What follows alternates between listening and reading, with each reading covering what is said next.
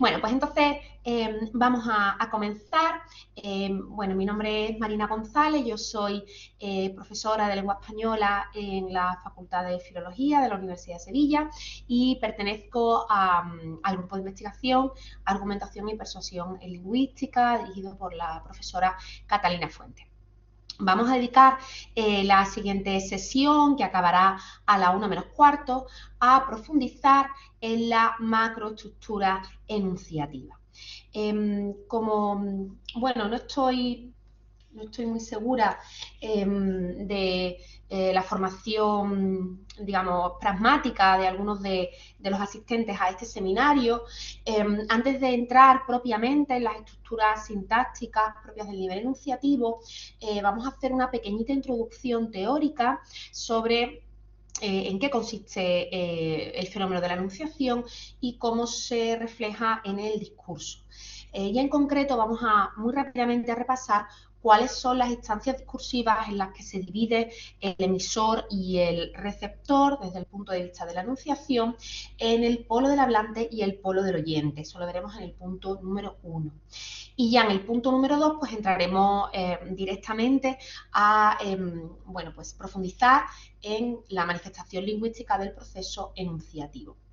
Para ello vamos a diferenciar entre, bueno, pues aquellas estructuras sintácticas que están relacionadas con el acto de decir y con el verbo de enunciación subyacente en toda realización lingüística.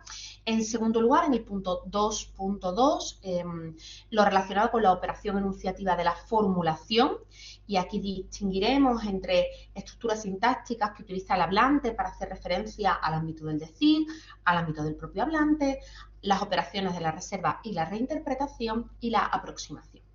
En penúltimo lugar, pues veremos en qué consiste el proceso enunciativo de la reformulación y cuáles son los mecanismos sintácticos que tiene a su disposición el hablante para llevar a cabo esta operación discursiva. Y por último, la reproducción del discurso. Bueno, entiendo que en ocasiones el formato telemático no es el mejor para favorecer digamos, la retroactividad, ¿no? la interactividad, ahora sí. Pero en cualquier momento me podéis interrumpir utilizando el chat o el recurso de la mano alzada para, bueno, pues hacerme alguna pregunta o alguna sugerencia o que vaya un poco más lento en alguno de los puntos. Bien, pues entonces vamos a comenzar. Y lo vamos a hacer poniendo un poco una mirada crítica sobre la división tradicional que sostenía el estructuralismo de la división entre hablante y oyente. Bueno, os he puesto ahí una cita de Himes, no vamos a leerla por cuestiones de tiempo, pero nos vamos a fijar en la última oración de este fragmento, de esta cita, según la cual, bueno, pues el modelo diádico común de hablante-oyente especifica a veces demasiados pocos y a veces participantes equivocados. Esta simplicidad del modelo basado en una única figura hablante y una única figura oyente, pues podemos ver que no es suficiente para profundizar en el análisis de textos muy variados. Aquí simplemente os he puesto un ejemplo. Estamos ante un texto periodístico, es un fragmento de una columna de opinión publicada por Elvira Lindo en 2012, y aquí podemos encontrar, bueno, pues una complejidad enunciativa que no se puede solucionar hablando solo de una única figura oyente y una única figura hablante. En concreto, pues encontramos un ejemplo de reproducción del discurso. Me dicen desde la esfera de los libros que de alguna manera funciona como otro emisor.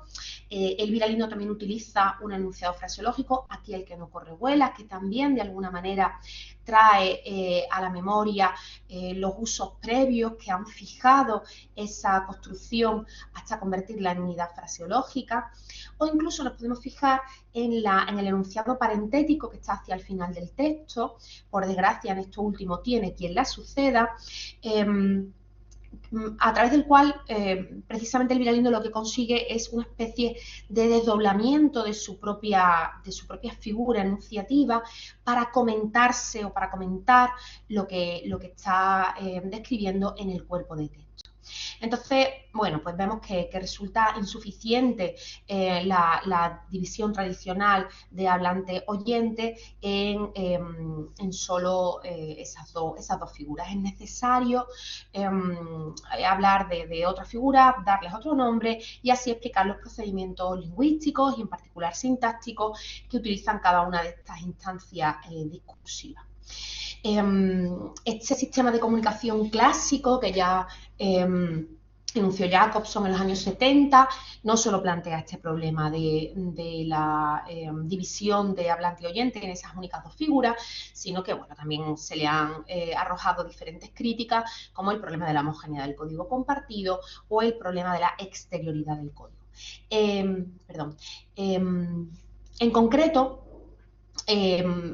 a partir de estos antecedentes, diferentes autores como Guillaume o Voloshinov-Bakhtin, Wheeler o Bally han ido bueno, pues, sentando las bases para el desarrollo de la teoría enunciativa. De hecho, este último, Bally, fue el primero en diferenciar dentro de un mismo enunciado dos sujetos. Un sujeto hablante, que es el responsable de la información, y un sujeto modal, que es aquel que transfiere su actitud, su opinión sobre la información proporcionada en ese enunciado.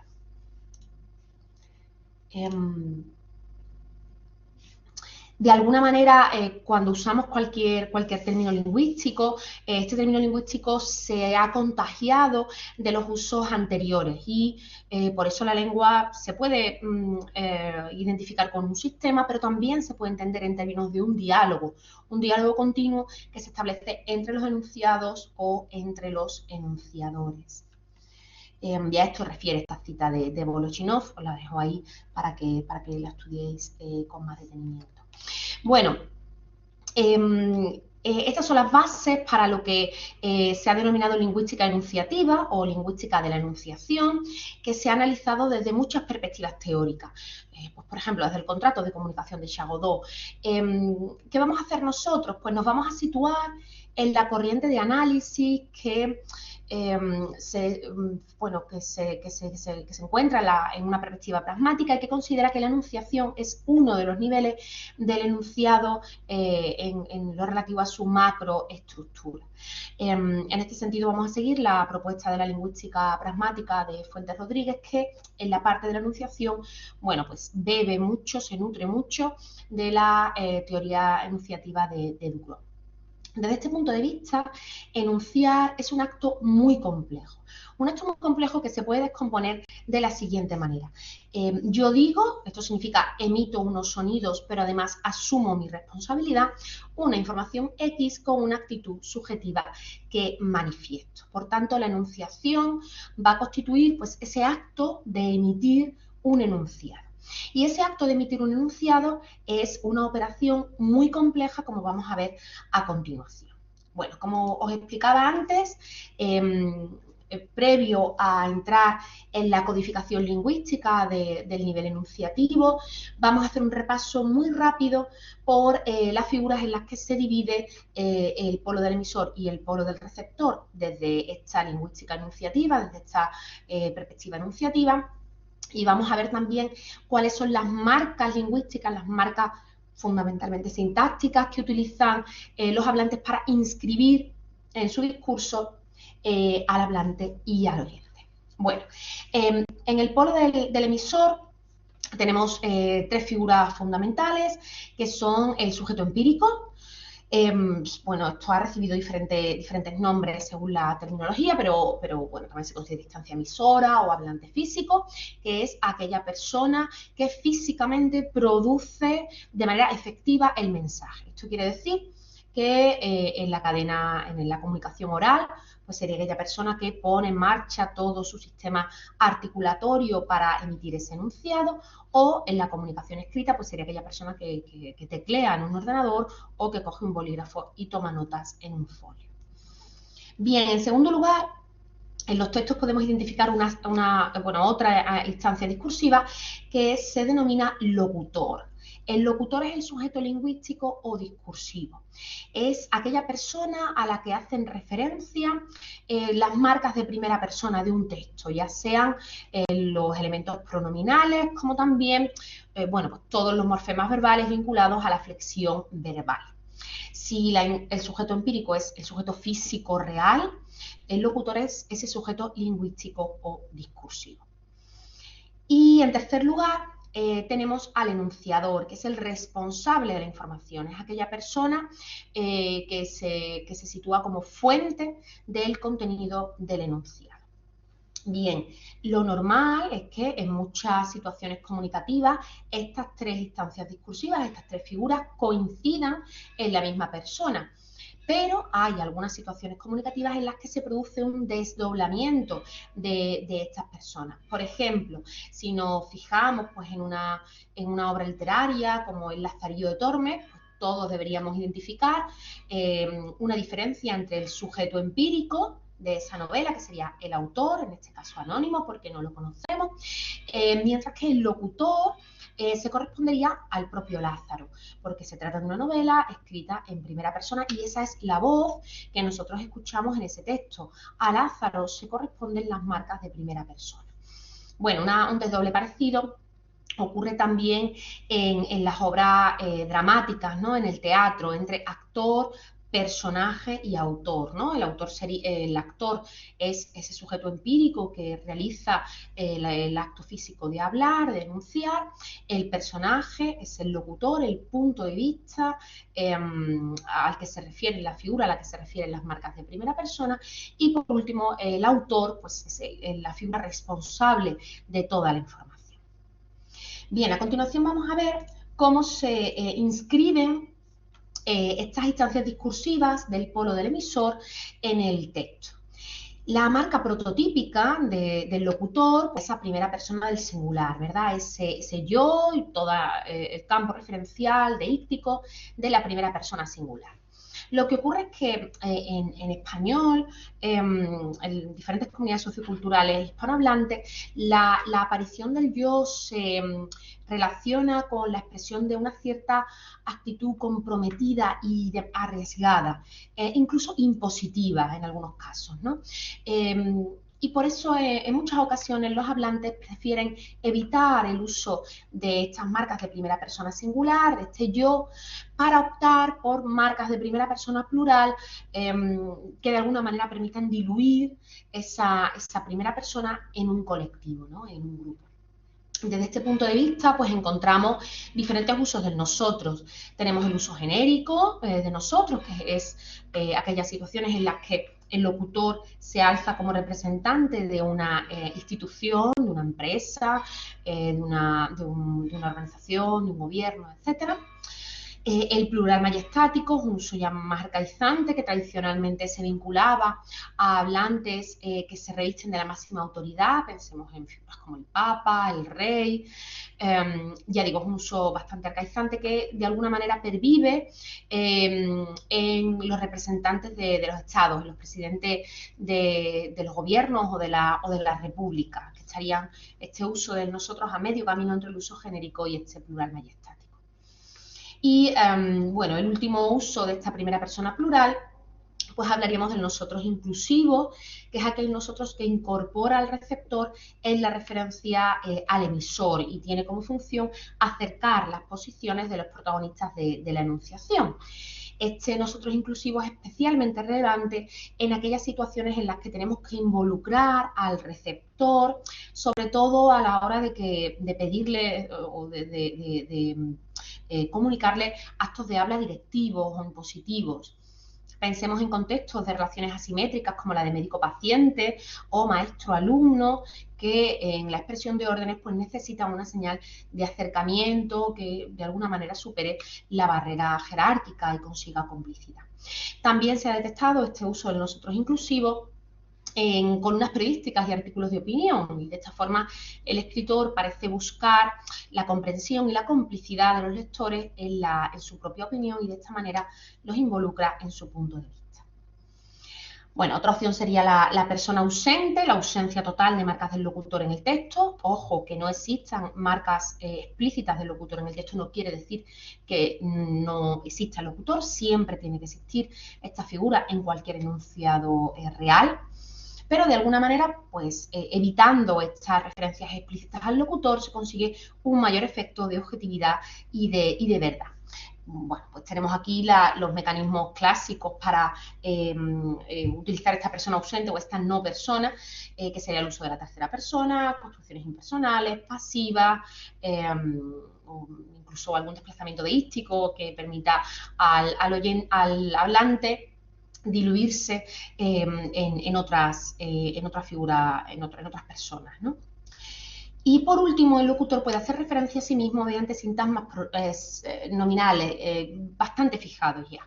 Nos referimos a términos como un servidor, el abajo firmante o alusiones a las representaciones colectivas que subyacen a ese hablante, como este gobierno o la empresa. Bien, en el caso del oyente, también tenemos que diferenciar entre tres figuras que realmente son paralelas, funcionan de una manera equivalente a las que aparecen en el polo del emisor. Encontramos, por tanto, el oyente empírico, que sería ese receptor físico o real que recibe efectivamente el mensaje, el alocutario, que sería el sujeto lingüístico discursivo, la figura equivalente al locutor, que aparece en el discurso mediante los deísticos de segunda persona, pronominales o flexión verbal de segunda persona. Y en tercer lugar, como sujeto social, pues hablaríamos del enunciatario o el destinatario. Esto se entiende bien, sería como una especie del público objetivo, ¿no? que consideramos en otras disciplinas, ¿no? como en publicidad. En cuanto a las marcas de descripción del oyente en el texto, pues encontramos pues un empleo canónico del tú, que es especialmente empleado en la conversación coloquial, y también pues, un empleo canónico del vosotros, que también sirve para inscribir al oyente como parte de un grupo. Bueno, sabemos que cualquier forma díctica que exprese relaciones sociales pues está sujeta a muchísima variación. En la variedad peninsular hablaríamos de tú como indicador de confianza, conocimiento y proximidad frente a la variante usted, que representa ese respeto, desconocimiento y distancia, pero en cualquier caso, ya digo, el sistema díctico es muy voluble, tiene mucha capacidad de mutabilidad y está sometido a diferentes parámetros de variación. Y por último, pues tendríamos el empleo de nombres propios, de nombres de parentesco u honoríficos. Bien, ¿hay alguna pregunta hasta aquí? ¿Alguien quiere que repase algún concepto o alguna de las figuras que hemos visto porque no haya quedado clara? ¿No? Vale, perfecto. Venga, pues entonces continuamos. Y nos vamos ya a la parte más interesante, ¿no? En esta parte ya me voy a detener un poco más, voy a ir un poco más despacio, porque nos vamos a fijar en cuáles son los mecanismos lingüísticos, especialmente sintácticos, que sirven para expresar el proceso de enunciación. Como dije al principio, vamos a comenzar hablando del propio acto de decir y del verbo de enunciación. Este acto de decir, pues se corresponde con la construcción del acto de habla, que fue identificada sobre todo por parte de la lingüística francesa inicialmente en discurso de tipo conversacional y literario. Pero en cualquier caso, la conciencia de que hay un ser sujeto está presente en cualquier enunciado. Para entenderlo en términos simples, el plan enunciativo explica que hay una secuencia implícita en todo enunciado del tipo el hablante dice algo. ¿Vale? Y a este nivel enunciativo pues pertenecen ciertas estructuras sintácticas que son las que vamos a ver en esta sesión, como la reformulación. Para explicar correctamente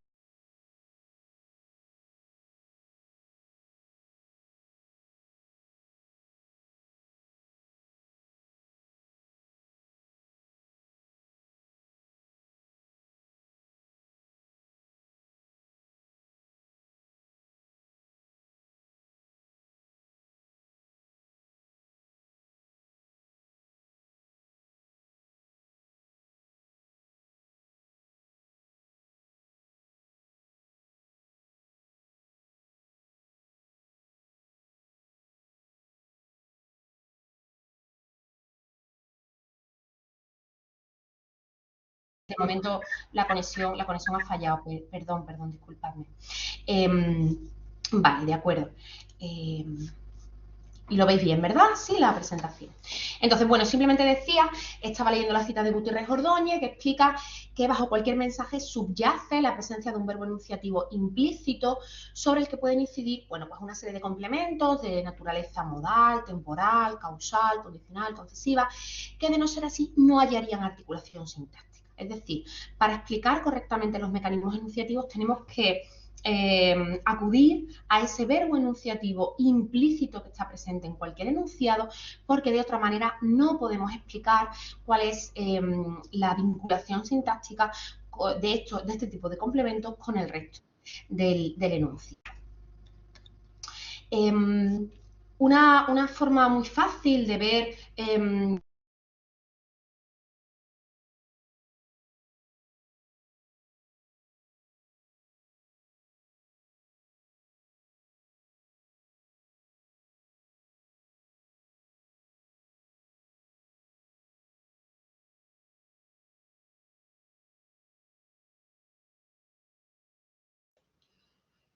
Marina, disculpa, se ha vuelto a cortar el sonido, el audio. Lo siento, perdón, la verdad que no hago nada para cortarlo, pero veo que sí, cuando me conecto a la pantalla veo que se apaga. Bueno, voy a continuar así y vosotros me avisáis, ¿vale? Avisadme con el micrófono porque el chat se escucha muy Sí, por bajito. eso mi atrevimiento de Claro, encenderlo. claro, adelante, perfecto, perfecto. Lo lamento mucho los problemas Nada, de tranquila, conexión. tranquila. Vale, veis la presentación, ¿verdad? Vale. Bueno, creo que lo voy a dejar así en lugar de estar cambiando de pantalla, que quizás sea más fácil. Entonces, decía que una forma de ver este fenómeno de la enunciación y cómo genera cambios en el sistema de la lengua se ve a través del fenómeno de la delocutividad, que fue, ya digo, enunciado en un primer momento por Van Benist, pero luego ha sido desarrollada por la lingüística francesa de la mano de Ducrot y Ascombre. Tenemos diferentes tipos de locutivos, que son unidades lingüísticas que están en el sistema, que son el resultado de este proceso de enunciación. Y se diferencian los locutivos léxicos, del tipo pues, pordiosero, pagareo, correveidile, de los formularios, bueno, pues del tipo gracias, buenos días, perdón, que son fórmulas que se han fijado a partir de actos enunciativos, de operaciones enunciativas. De acuerdo. Vale, pues nos vamos entonces a la siguiente operación enunciativa, que es la formulación. Bien, en la formulación vamos a comenzar distinguiendo qué elementos sintácticos encontramos en el ámbito del decir, es decir, para la redundancia, todas aquellas unidades lingüísticas que van a modificar el verbo de habla subyacente del que estaba comentando antes y no tanto la enunciación en sí, ¿vale? Son elementos que van a modificar ese verbo decir subyacente y que está presente en todo enunciado. En el ámbito del decir encontramos los siguientes procedimientos sintácticos. Encontramos complementos del verbo decir subyacente. Pensemos en estructuras como hablando en plata, siendo breves, lisa y llanamente, en serio, simplemente. Son todos ellos, no sé si me seguís escuchando porque no veo que se mueva el micro. ¿Me confirmáis que me seguís escuchando, por favor? Sí. Ah, vale, Sí, que no puede moverse el micro ya, como estoy pendiente. Vale, pues si os fijáis son todas ellas estructuras que van a modificar ese verbo decir subyacente. Algunos son operadores ya, construcciones fijadas en el código que se encuentran a disposición de los hablantes para que sea capaz de mostrar su control sobre el propio acto comunicativo. Si nos fijamos en sus propiedades, bueno, pues son todos ellos elementos periféricos que se van a encontrar en posiciones marginales del enunciado, en posición margen izquierdo, margen derecho, en algunas ocasiones en posición parentética, interrumpiendo la estructura del enunciado, y además desde el punto de vista entonativo tienen unidad entonativa y autonomía desde este punto de vista. Se pueden parafrasear como para que lo entienda todo el mundo, complementos circunstanciales los clásicos del nivel oracional, pero en este caso son circunstanciales del verbo decir subyacente. Funcionan como una especie de comentario que puede aparecer con cualquier modalidad oracional, tienen compatibilidad con cualquier modalidad. Pero no pueden aparecer como enunciado independiente. ¿Vale? Obligatoriamente tienen que aparecer, ya digo, en estas posiciones marginales del enunciado, pero modificando siempre otro enunciado. Se le ascriben dos funciones a estos complementos del verbo decir subyacente. Pueden ser una función de tipo metacomunicativa, que nos sirve para calificar la actitud ilocutiva del hablante o la que se le está pidiendo al oyente, como francamente, o de tipo más metatextual, haciendo alusión a la forma en la que estamos comunicando, a la forma en la que estamos presentando la información. Un ejemplo sería para ser breves. Siguiendo con el ámbito del decir, también podemos encontrar ocasiones en las que los complementos no están modificando un verbo decir implícito subyacente, sino que el verbo decir se hace explícito en el enunciado. Y en este caso tenemos estos complementos del verbo decir explícito que han sido analizados bueno, en diferentes estudios, y me refiero a estructuras del tipo no digamos, ya te digo, como te digo, he dicho. Cada uno de ellos va a presentar un diferente grado de fijación en función de su nivel de gramaticalización. Se usan fundamentalmente como enfatizadores de la propia enunciación, ¿vale? Tiene una función fundamentalmente enfática. Dentro del ámbito del decir, también tenemos que situar en este caso todas las estructuras consideradas tradicionalmente como subordinadas de la enunciación.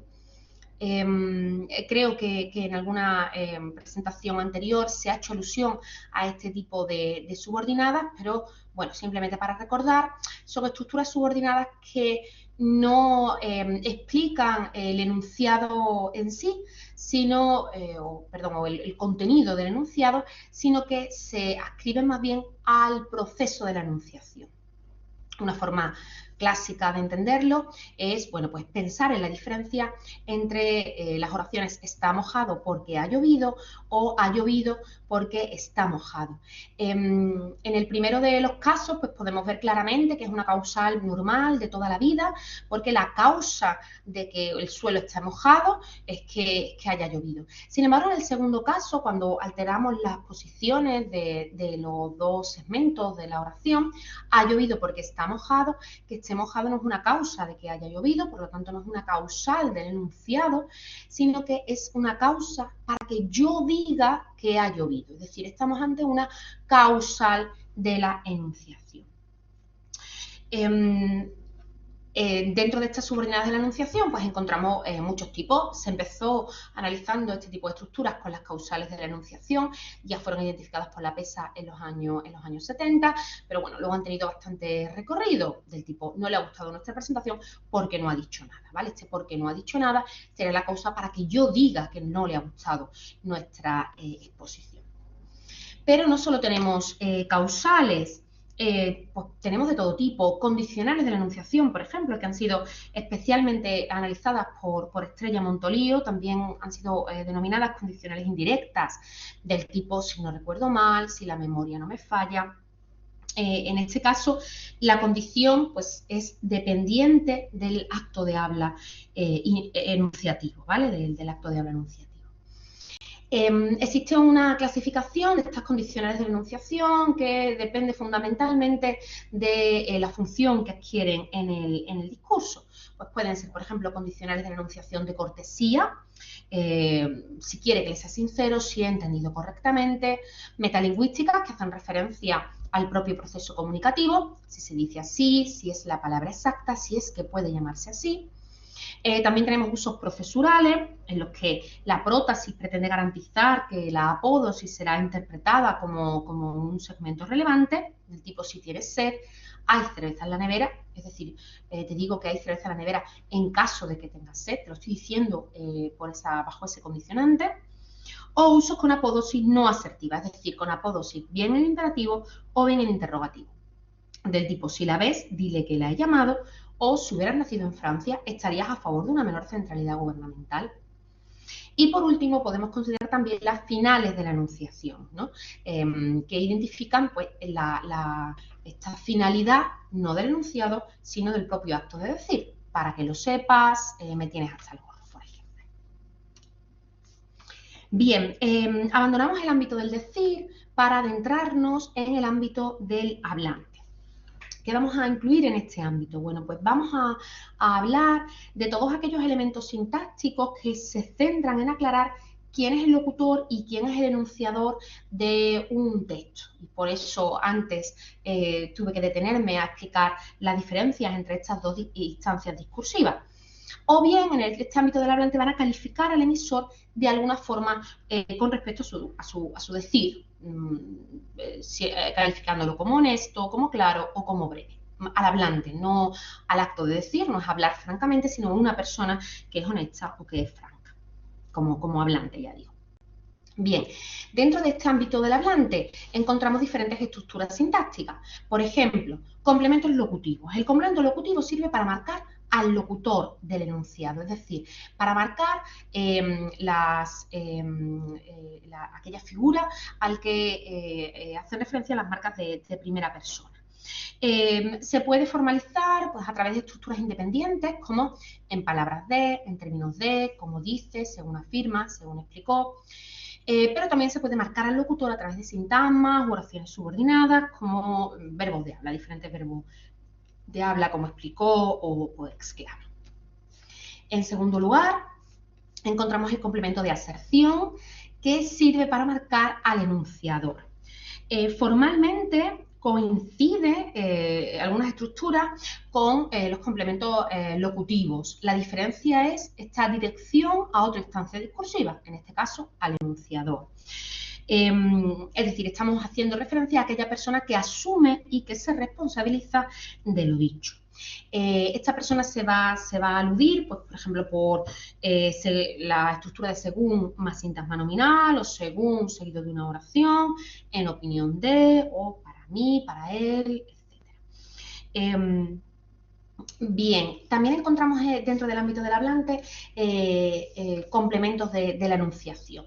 Unidades que expresan distancia, que de alguna manera se acercan ya al campo de lo modal, del tipo aparentemente o al parecer, y también modificadores de la enunciación, ¿vale? Del tipo sinceramente, con franqueza, con sinceridad, con honestidad, que van a apelar a esa calificación, a esa naturaleza del hablante, de cómo está realizando el acto enunciativo el hablante. Bien, dentro de la formulación, en tercer lugar, tenemos que hablar de dos operaciones discursivas cercanas, que son la reserva y la reinterpretación. En la primera, en la operación de la reserva enunciativa, el hablante se va a distanciar de la verdad de lo dicho, atenuando la aserción, toda ella, porque de alguna manera admite, pues sincera o estratégicamente, que el hablante no tiene todos los elementos para poder sustentar con fuerza y con rotundidad lo dicho. Me refiero a esta operación discursiva se lleva a cabo a través de estructuras como al menos, que sirven para mitigar la fuerza ilocutiva del enunciado. De alguna manera expresan cierta reticencia por parte del hablante para sustentar lo dicho. Por su parte, en el caso de la reinterpretación enunciativa, nos encontramos ante un giro enunciativo a un aspecto marginal o que no se esperaba en un primer momento.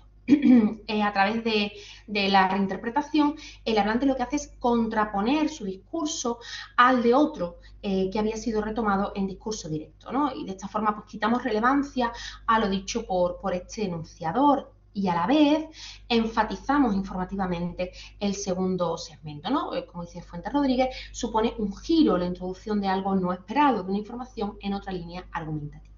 Y se entiende, bueno, esto se formaliza claramente con la estructura racional no A, eso sí, B. Y por último, para cerrar este primer campo de la formulación, tenemos que hablar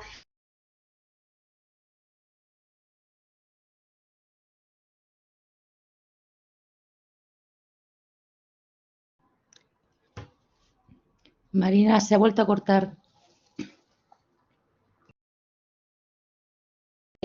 ahora sí, seguimos. Vale. Sí, ya se oye. Mínimamente, pero creo que ahora ya ha vuelto todo. ¿Sí? Vale. Espero que sí, que todo el mundo me esté escuchando. ¿Alguien que me pueda confirmar que me está escuchando, por favor? Sí, Ya se oye. Gracias. Entonces, como decía, si pensamos en la comunicación de una manera idealizada y nos remontamos a las máximas discursivas de Grice, los hablantes deben ser claros siempre en su discurso. Pero cuando nos vamos a la comunicación real, pues vemos que esto en ocasiones no se cumple. Hay ocasiones en las que los hablantes no expresan su mensaje de forma exacta y precisa y van a emplear un lenguaje vago. ¿Por qué? Bueno, pues puede ser por una razón estratégica.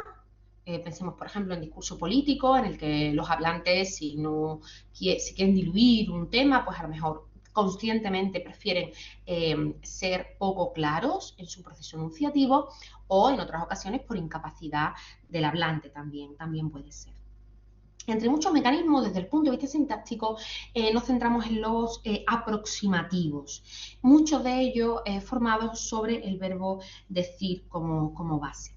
Son elementos enunciativos, pero es cierto que se encuentran muy cercanos al ámbito de la modalidad, porque de alguna manera están reflejando cierta actitud insegura por parte del hablante y también sirven como elementos cohesivos y se asemejan a los continuativos. Son sintácticamente operadores enunciativos que nos sirven para atenuar y también para modalizar el acierto formulativo. Si se utilizan no por incapacidad, sino estratégicamente, pues Fuentes Rodríguez ha determinado que tienen diferentes funciones discursivas. Estos aproximativos pueden funcionar pues, como un mecanismo argumentativo, o como un mecanismo de cortesía, o como un procedimiento informativo. ¿Cuáles son exactamente estos aproximativos? Bueno, pues tenemos aproximativos cuantitativos que sirven, bueno, pues para identificar una aproximación que se corresponde con una cuantificación inexacta y puede ser formalizado por indefinidos como uno, pero también con adverbios o con estructuras adverbiales como casi, aproximadamente, más o menos, poco más o menos, sobre poco más o menos o preposiciones. Pero también encontramos aproximativos designativos, en los que la aproximación está más bien vinculada a cómo nombramos el término, no tanto a una naturaleza cuantificadora, sino más bien a cómo estamos designando ese término. Y este es el caso en el que tenemos muchas construcciones con mayor o menor grado de fijación, construidas a partir del verbo decir. Por así decirlo, por decirlo así, como si dijéramos, digamos, como quien dice, es un decir, vamos a decir, diríamos, podríamos decir, o cómo te diría. Bien, en tercer lugar, la reformulación dentro de estos mecanismos que estamos viendo para codificar el proceso de enunciación. Bueno, pues la reformulación constituye una operación discursiva de naturaleza retroactiva que le permite al hablante volver sobre lo que ya ha dicho para comunicarlo de una forma nueva, aunque con un propósito diferente. En palabras de Pilar Garcés, que es una autora que ha analizado extensamente esta operación discursiva, a través de la reformulación se pretende explicar lo dicho en un miembro anterior. Se quiere recapitular mediante una nueva formulación abarcadora, se hace una reconsideración y se expresa desde un nuevo punto de vista, o se pretende una separación de distinto grado, o se corrige lo dicho en un segmento precedente. Por eso incluimos la reformulación en el nivel enunciativo, porque es una de las trazas que deja ese esfuerzo que realiza el hablante para organizar su discurso y para transmitirlo a su receptor. Hay varias clasificaciones en función de diferentes parámetros. Por ejemplo, si nos fijamos en el punto de origen, podemos identificar dos tipos de reformulación. Por un lado tenemos la autorreformulación, que se sitúa en el discurso del propio hablante, que vuelve sobre su propio discurso con alguna intención enunciativa. Pues tenemos aquí este ejemplo. Tengo un amigo que está hasta las narices del trabajo y aquí viene el elemento, la segunda parte de esta operación reformuladora, concretamente de su jefa. Pero también encontramos heterorreformulación, que implica a dos hablantes y consiste en reformular la intervención emitida por un interlocutor anterior. Un ejemplo de heterorreformulación pues lo encontramos en esta interacción en la que el primer hablante señala: yo solo votaría si es para romper Cataluña, no España, y el segundo hablante reformula señalando: o sea, que sí se puede votar, lo que pasa es que los del no tenéis miedo a perder democráticamente. Bien, desde otro punto de vista, desde el punto de vista enunciativo propiamente, en cuanto a la naturaleza de la reformulación ante la que nos encontremos, pues podemos diferenciar la reformulación parafrástica de la no parafrástica. En la parafrástica lo que tenemos es una relación de equivalencia entre los dos segmentos, entre el segmento reformulado y el segmento que reformula, por ejemplo, para aclararlo o para explicarlo. Un ejemplo lo tenemos en la pantalla.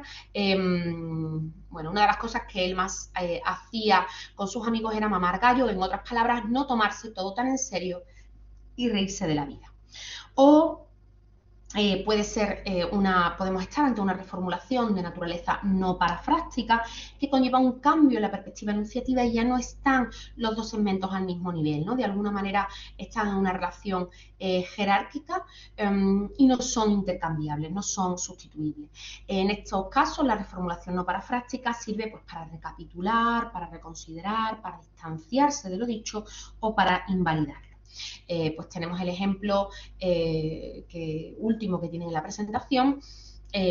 Bueno, Madrid es otro de esos lugares al que volvería una y mil veces y que quizá me toque redescubrir el verano que viene. Al fin y al cabo, no hay mejor viaje que el que nos lleva de vuelta a nuestros momentos más felices. Al fin y al cabo es un conector recapitulador que hace que el siguiente segmento no mantenga una relación de equivalencia con el segmento inicialmente reformulado. Si nos fijamos en el significado, podemos distinguir 4 tipos de reformulación. Y aquí ya vamos a ver mecanismos lingüísticos, mecanismos sintácticos concretos que sirven para formalizar cada tipo de reformulación. Tenemos, por ejemplo, para la operación reformuladora de la corrección, que se formaliza a través de conectores como antes bien, bueno, digo, en fin, más que, mejor dicho, perdón, por mejor decir, que diga o que digo. Si la reformulación sirve para realizar una explicación, pues esto se puede llevar a cabo a través de los conectores a saber, dicho de otra forma, dicho de otra manera, dicho de otro modo, en 2 palabras, etc. Concreción, a través de concretamente, en concreto, en particular, específicamente, o ejemplificación, que es cierto que es un tipo especial de reformulación, no todos los autores incluyen este tipo dentro de la operación de la reformulación, pero bueno, pues podríamos considerarla, en este caso estaría codificada a través de conectores del tipo, por ejemplo, o a saber. Una cuestión bastante debatida es si podemos determinar si hay diferencias en cómo se reformula según el grado de planificación discursiva. Si pensamos en la reformulación como un proceso que lo que hace es intentar corregir de alguna manera cómo se ha enunciado un segmento anterior, lo lógico sería pensar que la reformulación, bueno, pues es un fenómeno característico de textos poco planificados, es decir, textos improvisados, cuya construcción sobre la marcha va a obligar al hablante a realizar reformulaciones de lo dicho. Y esa parece que es la función clásica de conectores como bueno, vamos o sea, en un discurso improvisado como podría ser una conversación coloquial.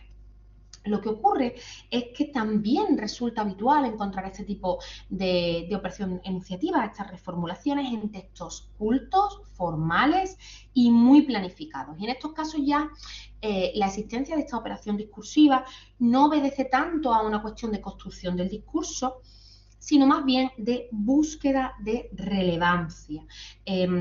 Es decir, de alguna manera es un mecanismo focalizador que el hablante tiene a su disposición y que puede utilizar en textos formales. Ya digo. Bueno, y nos vamos acercando ya al final. Vamos a ver la última operación enunciativa, que es la relativa al discurso referido. El análisis de la cita tiene sus orígenes en los estudios de ámbito narrativo, sobre todo en los análisis que hizo Rey en los años 80, 90, pero años más tarde, pues diferentes lingüistas han profundizado en cómo se codifica la reproducción del discurso en contextos muy diversos.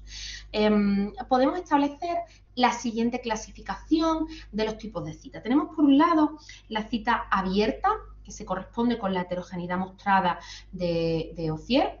Y en estos casos lo que vamos a tener es una inserción explícita del discurso del otro en el propio discurso. De esta forma incorporamos un enunciado en el interior de otro enunciado con algunas marcas que van a indicar al oyente qué parte del texto corresponde a la voz del hablante presente y qué parte del texto, qué parte del enunciado se puede escribir a la voz ajena. En este caso vamos a encontrar pues, signos de todo tipo, sintácticos, gráficos, verbales, etc.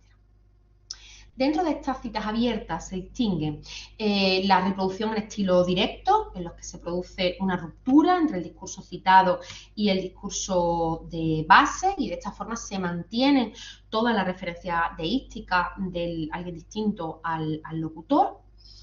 En segundo lugar, un estilo indirecto, en el que el discurso del otro se inscribe en el discurso de un solo locutor, es decir, tenemos un único centro deíctico, en el que no hay un traslado literal de la voz del otro hablante. En tercer lugar, podemos encontrar un estilo mixto, que sería, bueno, pues utilizar fundamentalmente estilos.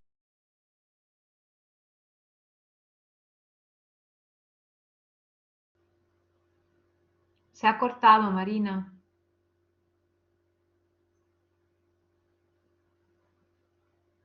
No, no se escucha. Sí. Ya está. Es que hasta que el sistema no reconoce que se ha cortado, no me permite volver a conectarme.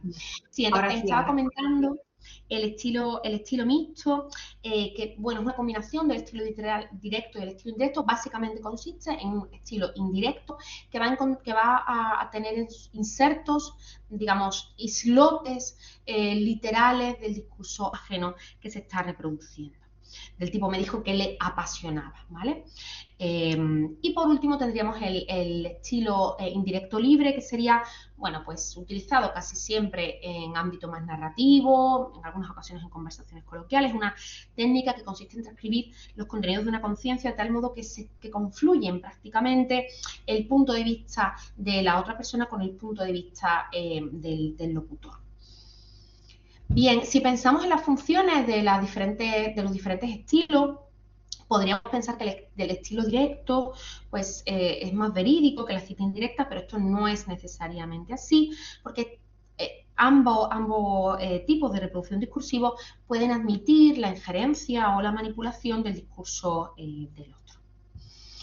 Bien, además de estas citas abiertas, pues tendríamos las citas encubiertas que se corresponden con la heterogeneidad constitutiva y serían todas aquellas introducciones en el propio enunciado de discursos de otros, pero de manera solapada y de otros no exactamente de personas individuales, sino más bien sería el uso de refranes, de títulos de películas o de novelas, de frases bíblicas, mitológicas, canciones, citas famosas. Estas citas encubiertas son las que se corresponden con la intertextualidad de Bakhtin, en el sentido en el que manifiesta las relaciones de unos textos con otros, o incluso de la transtextualidad para Gutiérrez Ordóñez, que bueno, nos sirve para señalar que un texto recuerda a otro, pues por su forma, por su sentido o por cualquier circunstancia a otra comunicación previa. Y por último tendríamos la diafonía, que es un caso especial dentro de la enunciación, que consiste en reproducir las palabras del interlocutor, de forma que se produce un encadenamiento de discursos en el propio diálogo. ¿Qué funciones tiene el discurso referido? Bueno, pues podemos encontrar discurso referido para apoyar la tesis que sostiene el hablante. Por ejemplo, aquí tenemos un fragmento de una presentadora de televisión, de un programa, que está señalando, mandan los elders, los viejos, los clanes, pero el caso es que ellos dicen que esto puede durar 3 semanas más. Yo no sé si las familias y los tripulantes están en disposición, etc. Pero también puede servir no solo para apoyar la tesis sostenida por parte del hablante, sino también para contraponer el discurso propio con el discurso referido al que se está haciendo alusión. Bueno, el siguiente ejemplo, también procedente de discurso mediático, pues encontramos a un hablante que señala: Solves fue su banderín para ganar las elecciones, nos dijo a todos los españoles que era el mejor para ganar las elecciones, que era la solidez, la economía, el pleno empleo, y ahora pues, lo que pasa es que tenemos 4.300.000 parados. ¿De acuerdo? Bien, pues con esto terminaría mi intervención repasando estos procedimientos sintácticos propios del nivel enunciativo.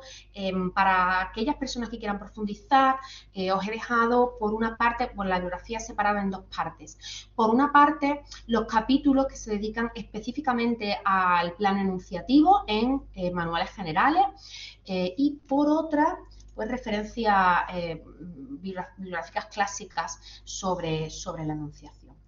Y esto es todo. Si tenéis alguna pregunta o algún comentario, pues estoy a vuestra disposición para poder resolver cualquier duda que tengáis. Muchas gracias por vuestra atención. Y perdonad todos los problemas técnicos que hemos tenido, los 3 o 4 cortes de conexión.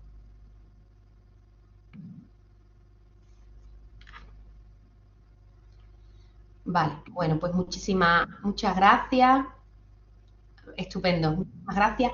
Tenéis a vuestra disposición las actividades para repasar todos estos contenidos. Sí, le voy a dar paso a Mariano. No sé si tienes acceso. Sí, adelante. Hola, ¿qué tal? Buenos días. ¿Se escucha? Sí, se te escucha. Sí, ¿qué tal? Un gusto. Me quedó una duda en las primeras diapositivas, en las primeras imágenes, donde se hablaba de oyente y de hablante, y se hacía una distinción, por ejemplo, en el caso del oyente, entre el oyente empírico, el alocutario y el enunciatario.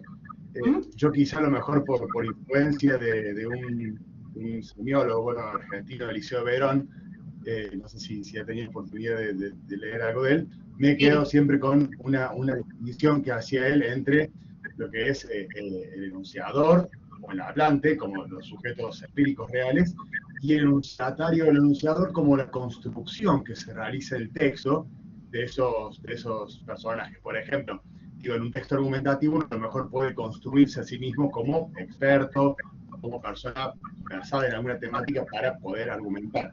¿Se mantiene esa misma distinción acá en este caso? Porque no me había quedado claro eso. Veía los 3 nombres: sujeto empírico, locutor y enunciador, por ejemplo, y no sabía si había alguna diferencia entre locutor y enunciador, o se podían entender básicamente como construcciones discursivas. Sí.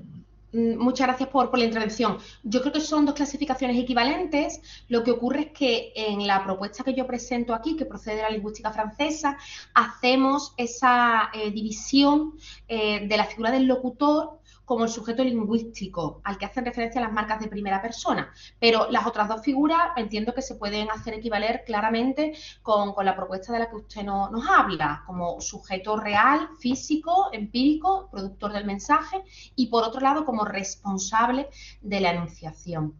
No sé si así queda más claro, quizá. Sí, perfecto, muchas gracias. Vale, estupendo, gracias. Bueno, pues si no hay más preguntas, me parece que tenéis unos 15 minutos de descanso y a la 1 retomáis con la profesora Catalina Fuentes. Muchas gracias por vuestro interés y por vuestra participación. Un abrazo a todos.